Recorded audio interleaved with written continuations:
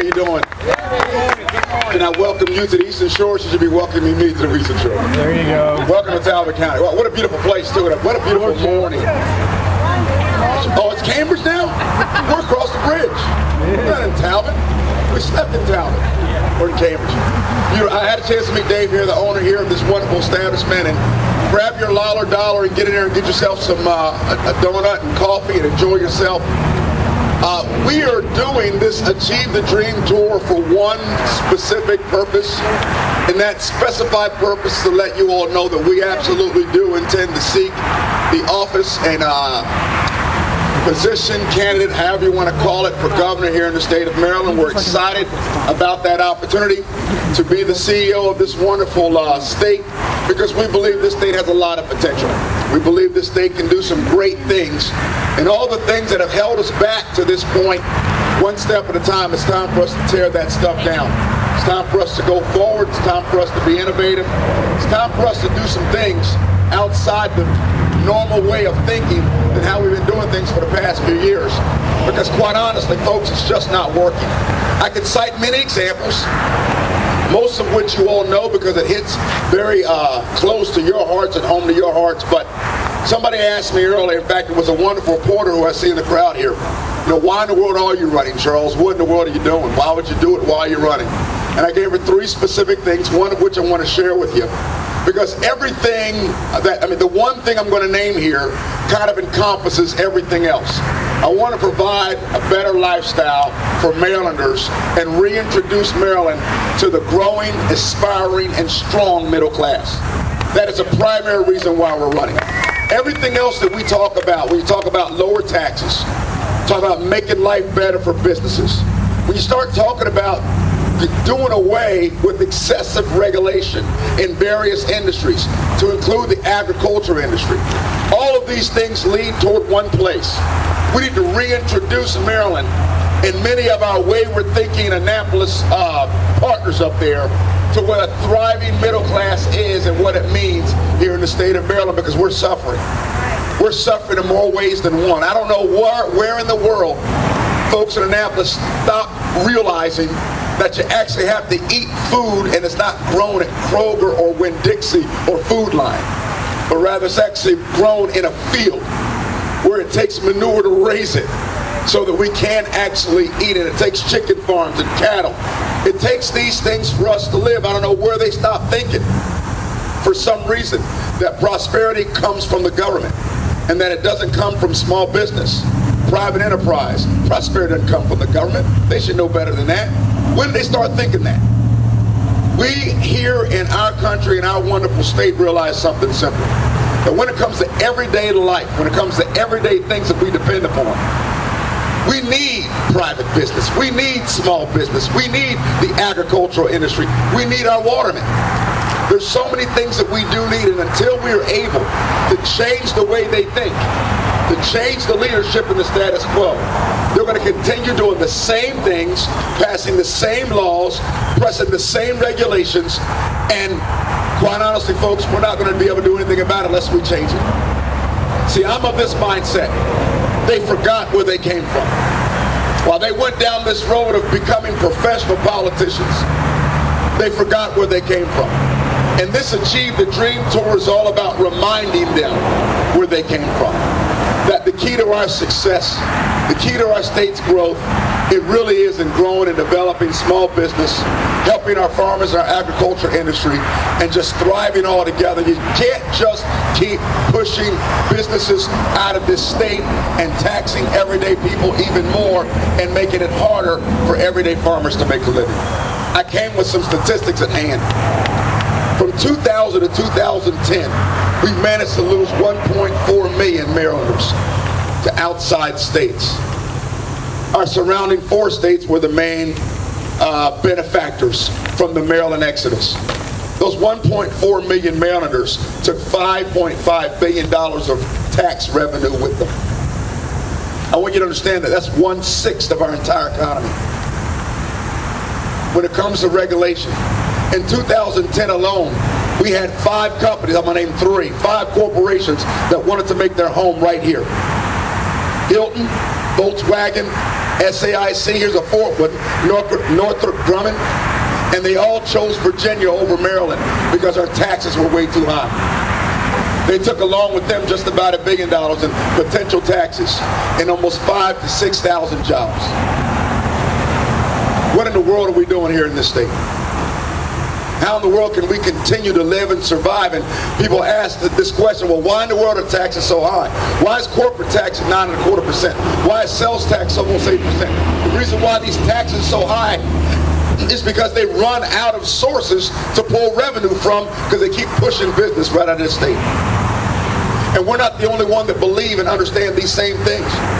We're getting a chance through this tour and even prior to this tour to go around to other areas of our state like Baltimore City, Prince George's County. Baltimore City right now realizes unemployment at 11.4%, 11.6% in Baltimore City. Over 10,000 warehouses closed down in Baltimore City alone, making it very difficult not only to understand middle class, but to understand any class other than government class. And friends, family, I'm starting to think that's exactly the way those in Annapolis would like to have it. As much as they can keep you stuck on what they provide for you and not allow us and everyday citizens to realize the dream that is America and should be Maryland. That they can control voting patterns. They keep themselves in position in state and federal government for a lifetime and never have to come home to the farm, as Jefferson said, and live under the laws they've passed on their citizens. I believe that we are faced with tyranny. I had a young man walk up to me in Southern Maryland when I gave a speech over there. And he said to me, Mr. Lollar, I want you to remember something. When when government fears the people, he said, that's called freedom, Mr. Lollar. But when the people fear government, that's called tyranny. And then that 15, 14-year-old boy looked at me and said, what do you think we have in this country? I could say nothing else but welcome to the Lollar campaign for governor. We have got to give, we have to give Marylanders back their state. They have to understand that it's theirs and that it does not belong in the hands of 20, 25, 30 plus year politicians that walk around arrogantly in their cars that you bought them, the suits they wear you bought them, and then they expect an applause of you to shake their hand when they come around, when they do one thing right a year that just happens to be right before election time. My friends, those days are over. They've taken our votes for granted too long. And now it's time for us to make a bold statement. People say, Charles, do you think you even have a shot to win this? In fact, I heard the owner here said to me, Charles, I think you're going to do fine on the Eastern Shore. We're going to support you. We like what you have to say. But it's those folks on the other side of the water you got to have a problem with. Well, those folks on the other side of the water are just the folks that we've been targeting, spending time with, talking with. And the more we get out and get a chance to talk to them, I like taking people with me. Some of these folks in the Achieve the Dream t-shirts, they were with us in Montgomery County as they watched prominent Democrats decide to come on board and volunteer for this campaign. Not because we're changing our message, but because we're appealing to them the same way this kind of conversation appeals to us. They understand the importance of lower taxes. They understand they can't have a job without business. And they understand you can't continue to bite the hand that feeds you and make it difficult for business to be successful. Because when the businessman succeeds, so does his employees. They understand that. But here's the problem. For too long, we've allowed full-time politicians to use partisan politics, race, gender, and anything else to segregate us so we can't have the right types of conversations for our state. Those days are over. So no matter what they call me, no matter what they call you, at the end of the day, we're Marylanders. And we're citizens of this state. And it's our state. It's not a professional politician state. It's absolutely our state. I remember, and I'll try to wrap up because they're trying to pull me off. But I'm getting kind of excited. I talked to this fine young lady here, and she reminded me of something I want to share with you. She spawned a question, and from that question came an answer that helped me to remember something very important. She said, Charles, why are you a Republican? Wasn't that your question? So I looked at her. The last question she asked me. I said, to be honest with you, I'm a Republican. Not because I don't like Democrats, but I'm a Republican because the values that are established by this particular party and its philosophy more so line up with the way my wife and I run our lives than any other party. We just happen to be Christians. We love the Lord Jesus Christ. We're not trying to proselyte people. That's just our stance. And then this is what helped me to remember something important about that young lady and myself. When we got married, our entire salary was $5.25 an hour. $5.25. That's all we made. And then, of course, 9 months later, Chelsea came, and then Chastity, and then Cheney, and then Charlie. They just wouldn't stop. I don't know how that works. Somehow we figured it out. Thank you, Jay. But along the way, here's what I let the reporter know. Not one time did that lady and I ever ask the government for help. Because we understood a very important principle. Not that we don't understand people who need help from the government, but as far as I was concerned, as long as I had 2 hands and 2 feet and a heart and a creator, there's nothing that I could not do if I put my hand to it. Nothing. Nothing.